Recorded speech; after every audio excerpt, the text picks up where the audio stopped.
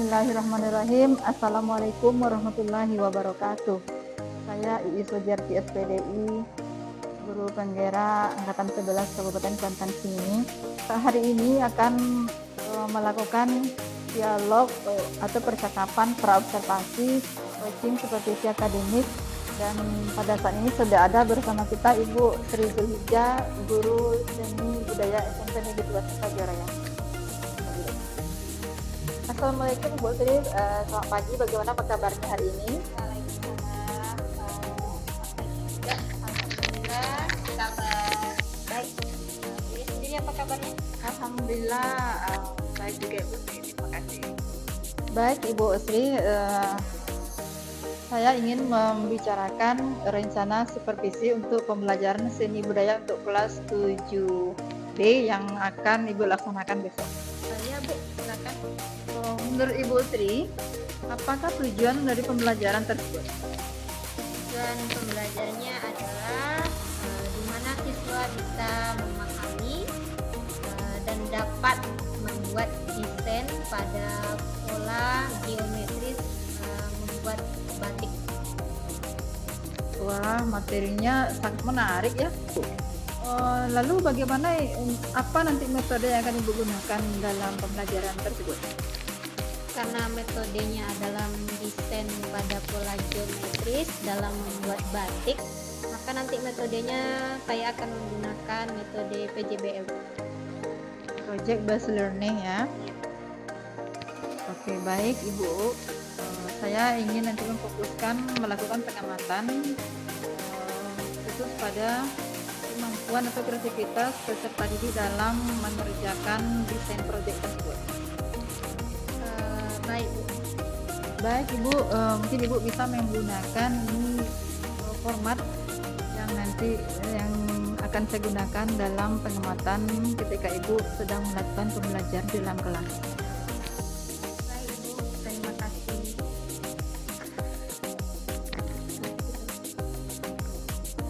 Baik, itulah tadi percakapan praobservasi dengan rekan sejawat untuk melaksanakan pengamatan pembelajaran dalam rangka coaching supervisi akademik. Berikut adalah video pengamatan pembelajaran bersama Ibu Sri Zulhijjah di kelas 7B dengan mata pelajaran seni rupa. Selamat menyaksikan. Assalamualaikum warahmatullahi wabarakatuh.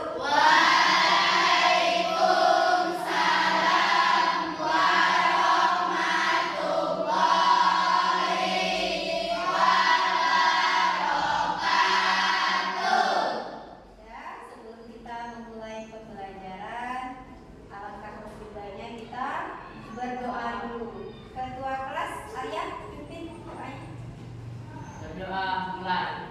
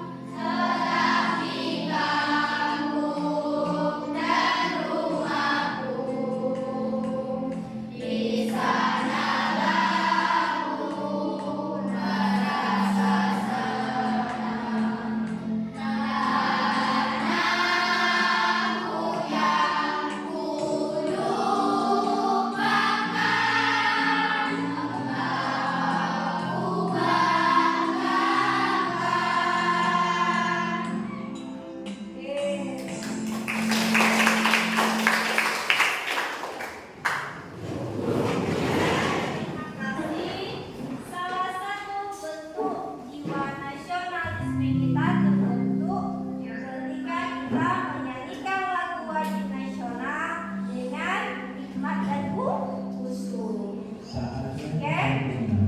Oke, pembelajaran kita hari ini tentang seni rupa, di mana capaian pembelajaran kita apa?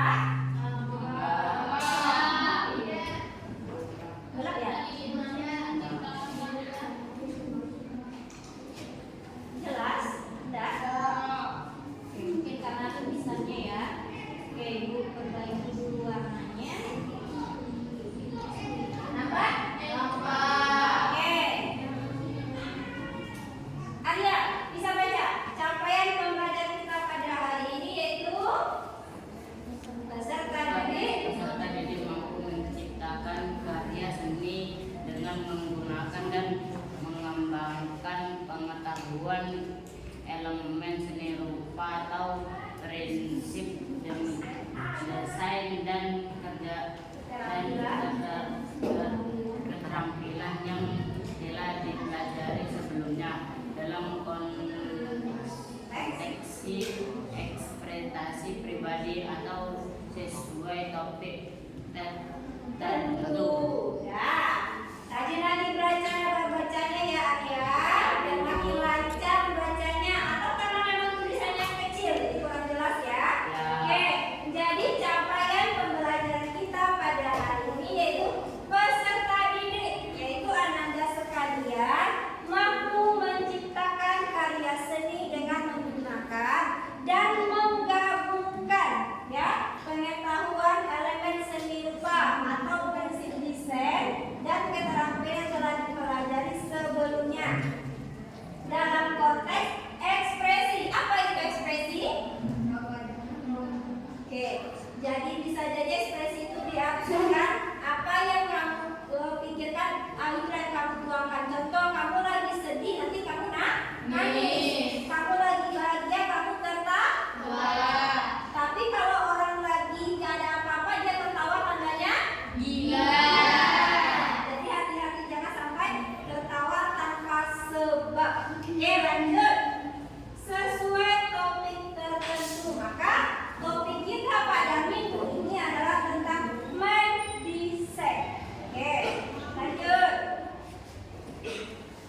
Tujuan pembelajaran kita pada minggu ini adalah, masih tulisannya nggak kelihatan. Oke, apa lagi? Tidak, baca ya. Tujuan pembelajaran kita pada hari ini adalah 1. Peserta didik mengamati dan menemukan pola geometris pada 1. Benda di lingkungan sekitar. 2. Peserta didik mampu membuat pola 3. Geometris. Oke, di sini ada peserta didik mengamati dan menemukan pola geometris pada benda di lingkungan sekitar.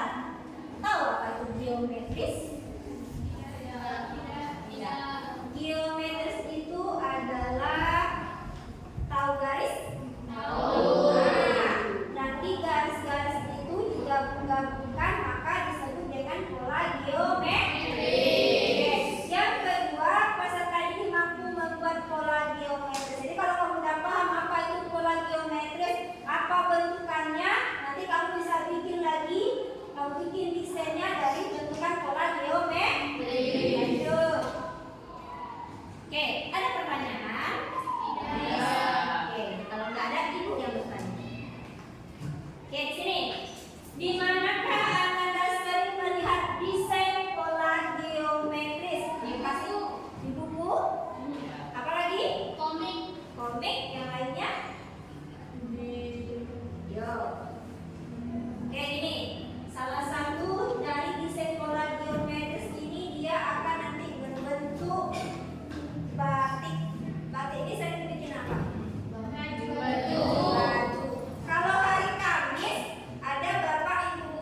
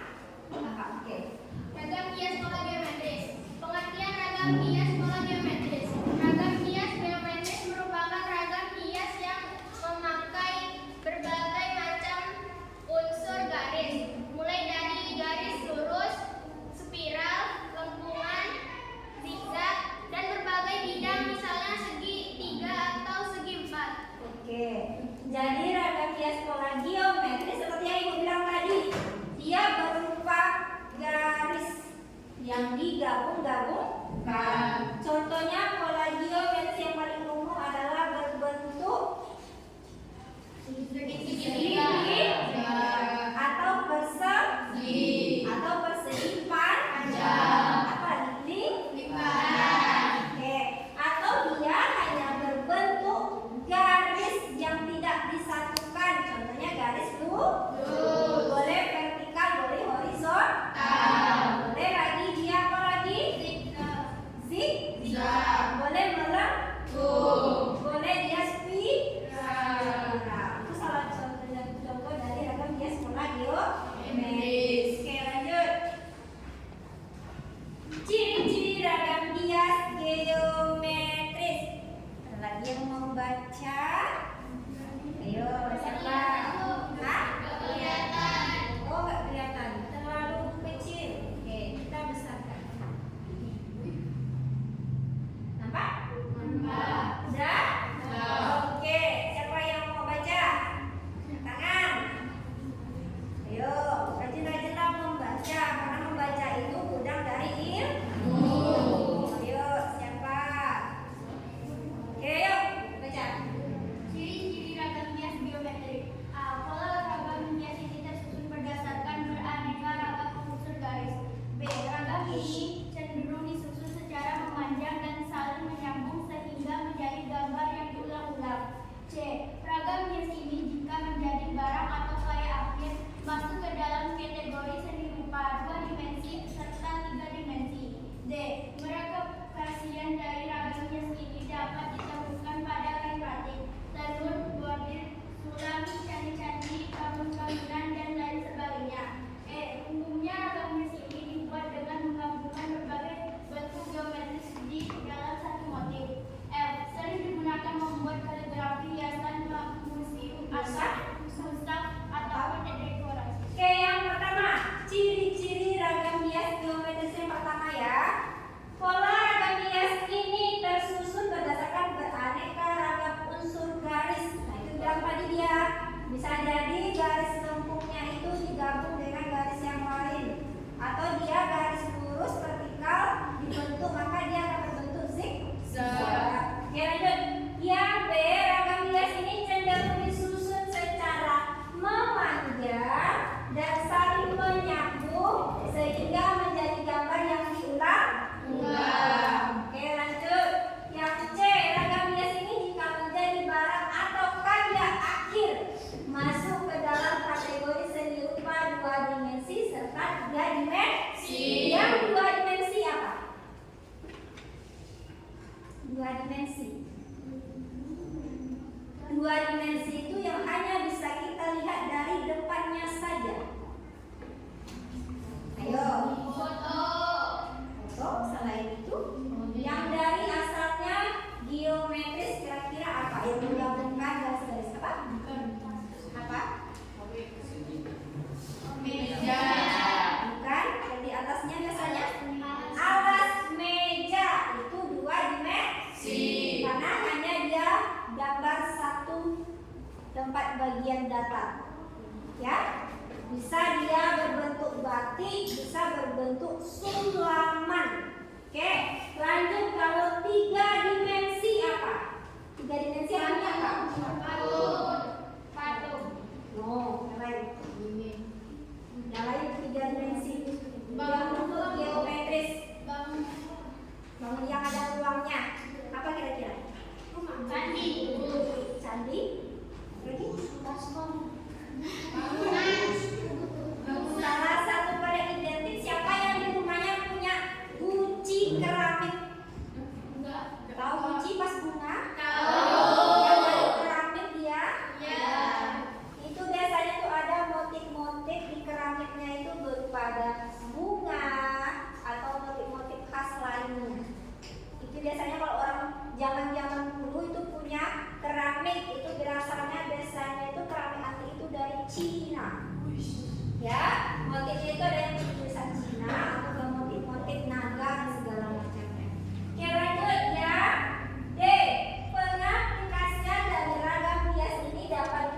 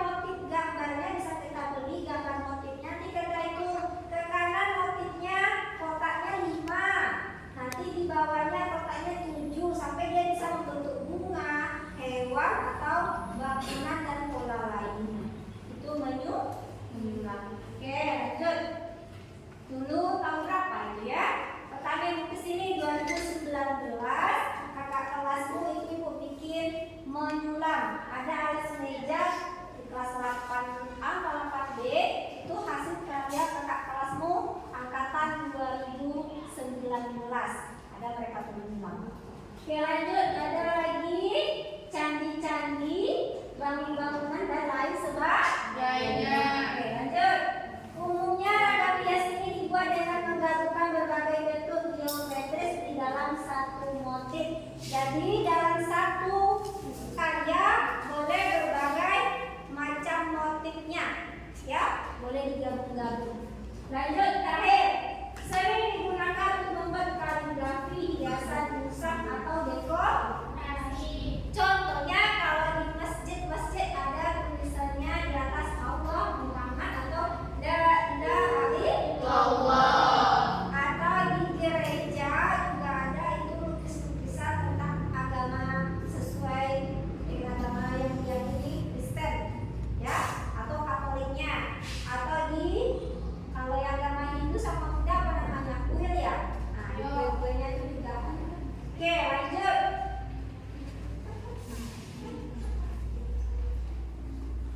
Ini contoh dari jenis ragam hias geometris.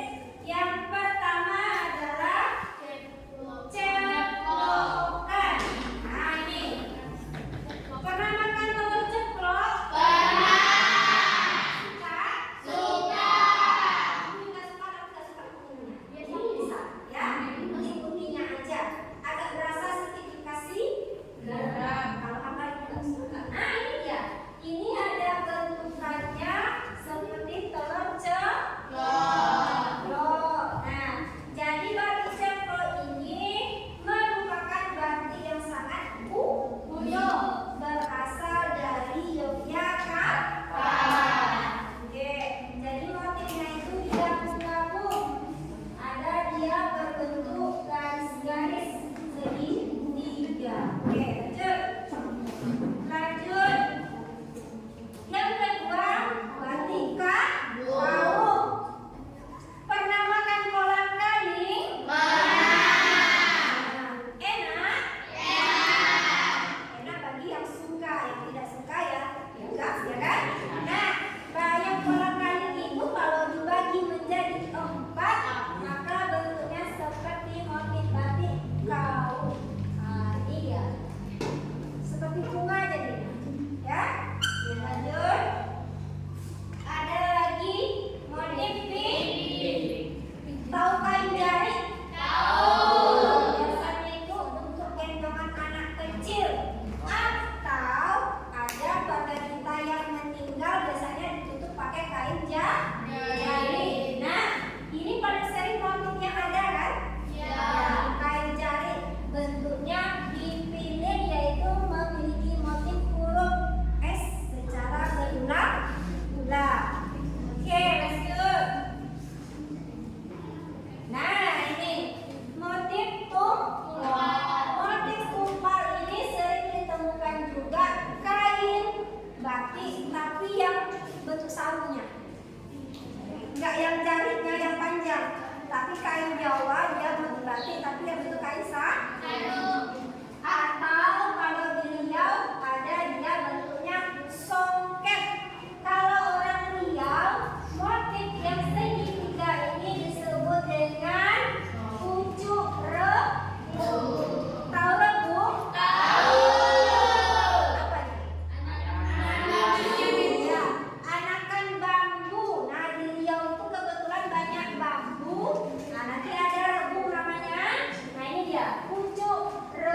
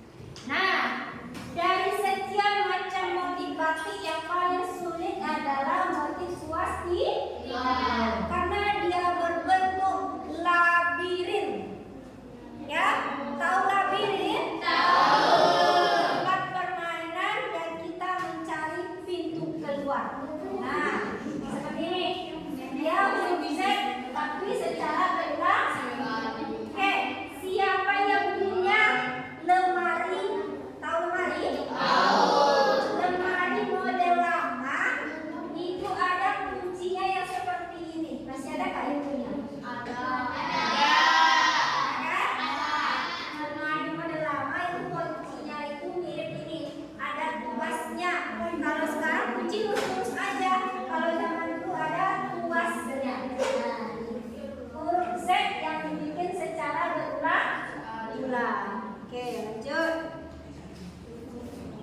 Oke, nah ini motif yang sering kita pakai untuk di pinggiran.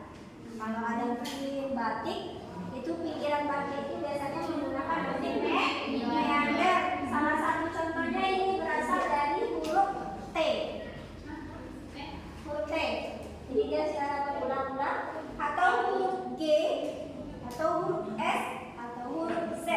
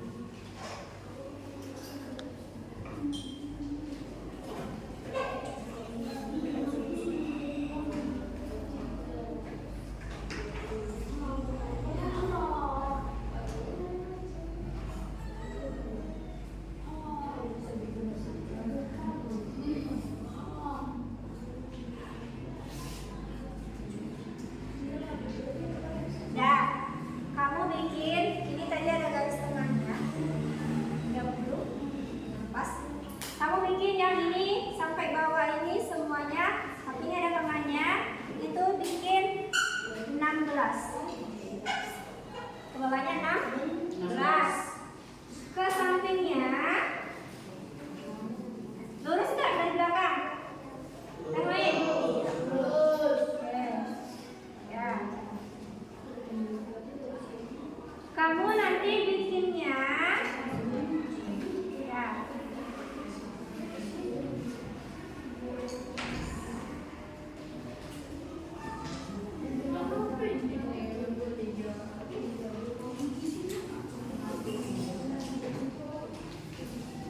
Terus, tangoin dalam terus nggak?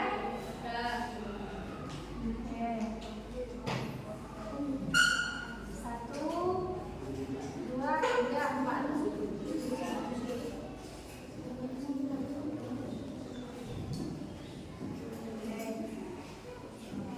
Nah, ini sentimeter ya. Ininya kamu bikin 4 cm. Nampak?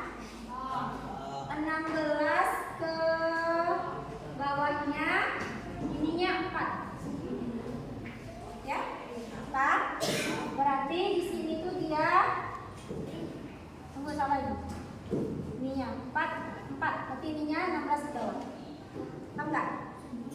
Atas sampai bawah ini 16. Berarti pertengahan ini ada 8. Ini 8. Nah, lanjut bikin langsung.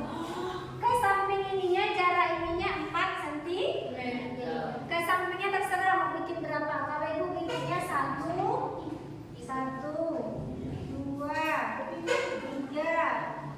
4, 5, 6. Bikin 6 aja. Kamu mau lebih, Bu? Boleh. Kalau mau lebih, boleh.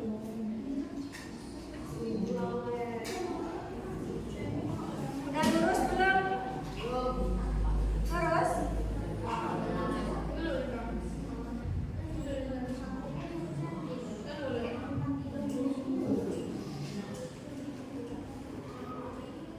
Lurus nggak? Nanti kalau nggak lurus nggak mau ya. Kemana? Oh, sini.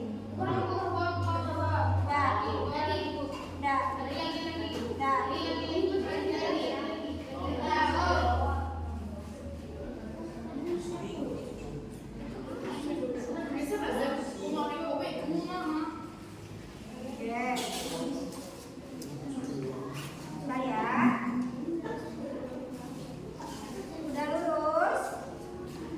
Udah belum? Udah? Salah.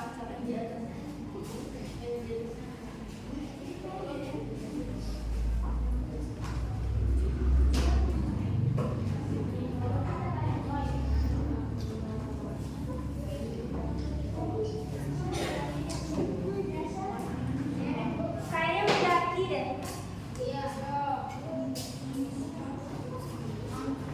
Mendaki gunung.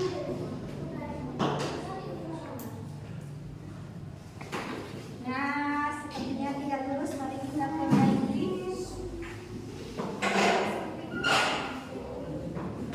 Kalau itu pasien ini berapa?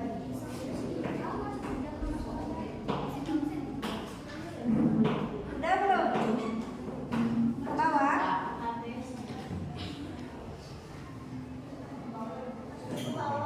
Hah? Udah? Udah?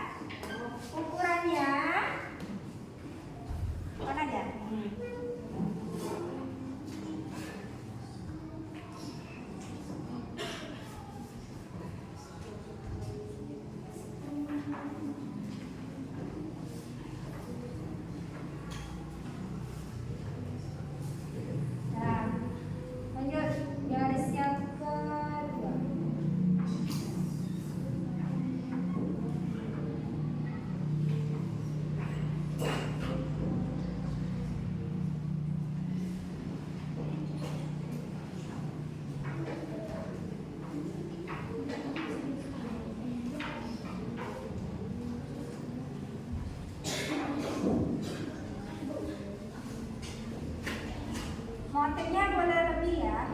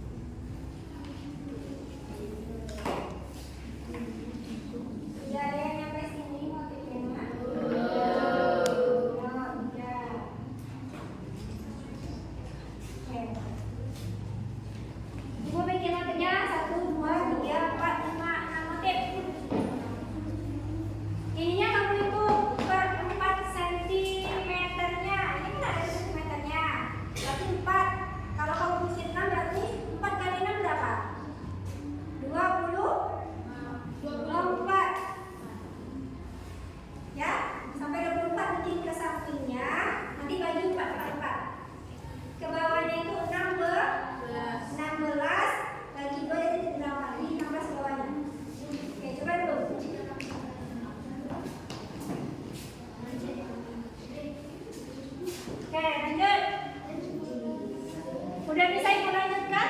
Udah. Yuk, lanjut bikin dia motifnya itu. Nih, untuk segi tiganya.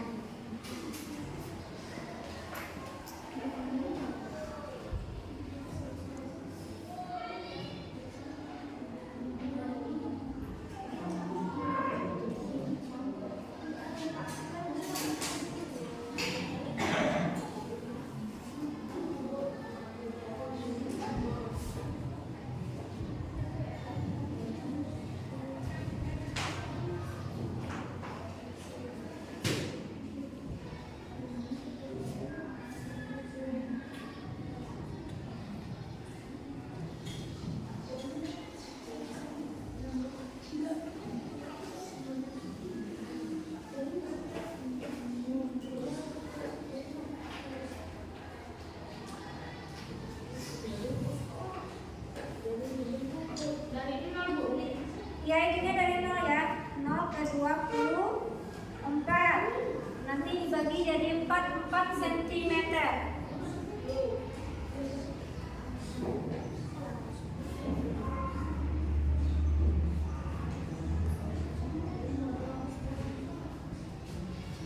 Ambilnya yang hitungan kecil ya, yang ambilnya yang milimeter itu, per sentimeter. Oke, sudah membentuk segi 3 belah ke 4.